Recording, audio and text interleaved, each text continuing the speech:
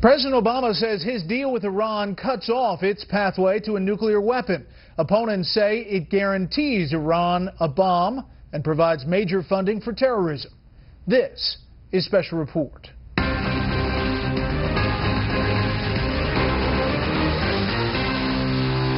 Good evening. Welcome to Washington. I'm Bret Baier. What some are already portraying as the biggest foreign policy accomplishment of President Obama's administration, others are calling it the biggest foreign policy disaster tonight. Among those lining up against it, several lawmakers from the president's own party. The fiercest reaction, however, comes from Republicans hoping to replace the president, and from the leader of the country with the most to lose on the deal, Israel. With Fox team coverage tonight, Kevin Corke's at the White House with the president's latest attempt to cement a legacy as a transformative leader. Mike Emanuel on Capitol Hill with what Congress can and cannot do. Democratic Senator Bob Menendez outlines his objections with me here in studio. But we begin with correspondent Rich Edson live once again tonight from Vienna. Hi, Rich. Good evening, Brett. Secretary of State John Kerry, after negotiating here in Vienna for 18 days, is finally on his way home, carrying with him an historic agreement. Some say that it is an achievement for him and his administration. Others call it a foreign policy failure. An agreement years in the making. For the negotiators, relief. For opponents worldwide, dismay. For the United States and its allies, Iran has agreed to disable 2/3 of its centrifuges, export or dilute 98% of its enriched uranium inventory, and submit to international inspections, though Iran could delay an inspection for weeks. For Iran, once it has met those targets, the United States, European Union, and United Nations would lift economic and financial sanctions. Iran would have access to more than $100 billion of frozen assets, and after a multi-year period, the UN would lift an arms and missile embargo, a concession the administration denied in April it would agree to, and one Secretary of State John Kerry says was a natural topic for negotiation. You don't think there's any change of position, saying it's not part of it? The administration saying earlier that it wasn't? No, we said we were going to keep it. What we mean by not part of it is we weren't getting rid of it. Beg your pardon? It will terminate, though. Well, at some point in time, it had to terminate anyway, because the United Nations Security Council passed a resolution saying if Iran came to the table and negotiated, sanctions would be taken away. And while the administration claims this agreement brings accountability and oversight to Iran's nuclear ambitions, Iran's traditional enemies, the Arab states and Israel, contend this deal concedes too much. What a stunning, historic mistake. Israel is not bound by this deal with Iran. And Israel is not bound by this deal with Iran because Iran continues to seek our destruction. We will always defend ourselves. I think this is a restraint, and anybody who suggests that knowing that they can't have a nuclear weapon is somehow license for somebody else to go get one, I don't think people want to live with the same restraints Iran is living with. And with opposing interests in Yemen, Syria, and throughout the region, Iran's leadership says this nuclear accord represents the foundation of a potential partnership. Today could have been the end of hope on this issue, but now we are starting a new chapter of hope. And let's build on that. To the possibility of a deeper relationship with Iran moving forward, Secretary of State Kerry says he refuses to prognosticate on this one. He said this deal is simply about Iran's nuclear program, nothing more. Brett. Rich Edson live in Vienna. Rich, thank you. There is plenty of talk in this town about the L word, legacy. Republicans say the president values his above all else. That kind of talk makes the president and his people outraged. Correspondent Kevin Corke has more from the White House tonight. Today's announcement marks one more chapter in this pursuit of a safer and more hopeful world.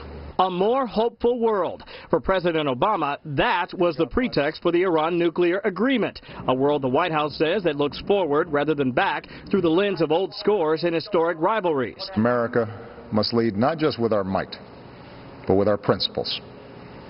It shows we are stronger not when we are alone, but when we bring the world together. Though forged with the help of other world powers, it's debatable whether the deal will ultimately bring together the world. But there's no denying the president's intention to cement his legacy as the man who changed decades-old policies by engaging long-standing foes. You could call it the Obama Doctrine. It's predicated on reaching out to former enemies like Russia, Cuba, and Iran in the hopes of breaking down historic barriers. The problem? Like his election campaign, it's a policy built on hope that rogue regimes will somehow change. With scrutiny on Capitol Hill expected to be fierce, the president threatened lawmakers who might be thinking of scuttling the deal to stand down. So I will veto any legislation that prevents the successful implementation of this deal. Critics pounced, charging the president with choosing his legacy over logic. The administration kept lowering the bar time and time again, defending the violations of the Iranians every step of the way, going legacy shopping. This should not be about some political legacy project. This is not some game either. Another major criticism of the agreement, no deal on the fate of several Americans currently being held in Iran. I blame President Obama squarely here. The idea that we have cut a nuclear deal with Iran, and I will say the Islamic Republic of Iran, and did not secure the release of 4 Americans is absurd. It is wrong. This deal was not about those other issues. We didn't want to get it confused with the other issues. And one of the reasons we're able to be successful is that it wasn't confused with them, because if it had been, I don't think he'd ever arrived at an agreement.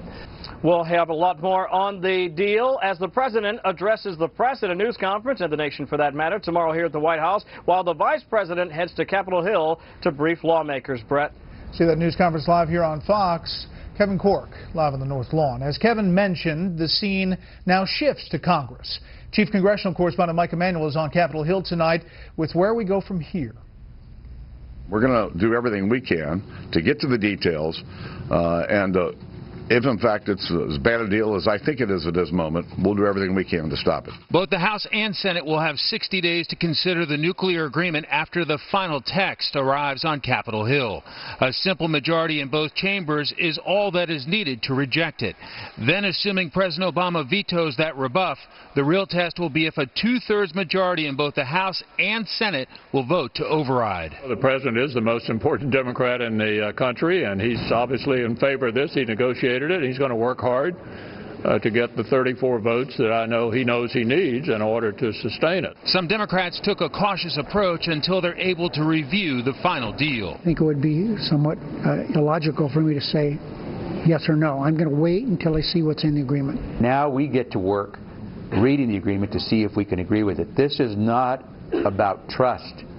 This is all about verifiable, enforceable provisions to keep a lid, as the Secretary said, keep a lid on nuclear proliferation. And so that's what's important here. The chairman of the Senate Foreign Relations Committee didn't react well to America's enemies and rivals, quote, spiking the ball today. As I read the comments from the Iranian president, and as I read the comments from Putin, as I read comments from Bashar Assad, a murderous leader of Syria, I'm concerned. House Homeland Security Chairman Michael McCaul says Sunni countries won't wait to see if Tehran will comply. This will result in a nuclear arms race in the Middle East. And Senate Armed Services Chairman John McCain was not impressed.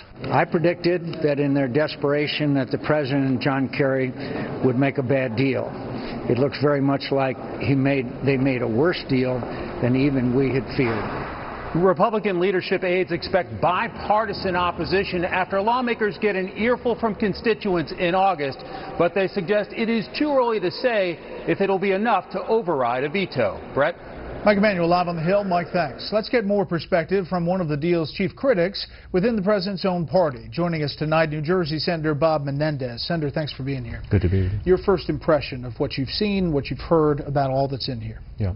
Well, first of all, I'm going to have to go through the whole agreement, and I look forward to Chairman Corker's commitment to very vigorous review of the agreement before the Senate Foreign Relations Committee. But there's some takeaways that you can see at first glance. Number one is we're basically legitimizing Iran's nuclear program and saying there is a nuclear threshold state in Iran. Secondly, we're not ending Iran's nuclear infrastructure. In some elements of it, we're preserving it.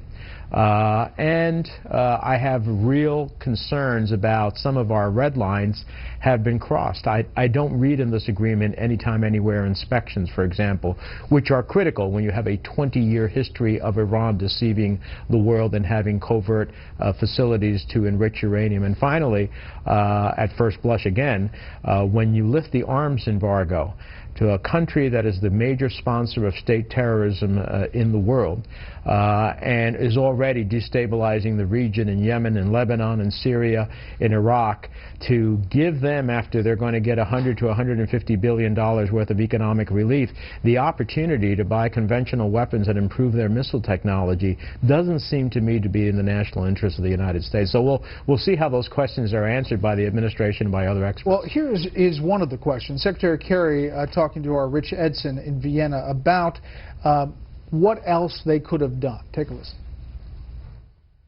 The program grew to the point where Iran accumulated enough fissile material for about 10 to 12 nuclear bombs. I will tell you, sanctioning Iran until it capitulates makes for a powerful talking point and a pretty good political speech, but it's not achievable outside a world of fantasy. So basically, what else would you do? Is there... Well, I think we never tested the proposition that dismantling elements of Iran's illicit nuclear infrastructure was possible. And it's pretty hard for me to believe that the world power sitting on one side of the table, the 5 permanent members of the Security Council plus Germany and the European Union, looking at the Iranians who are suffering under staggering sanctions that I help author and falling oil prices, couldn't get a deal that eliminated some of that infrastructure. So I don't know that that's a world of fantasy.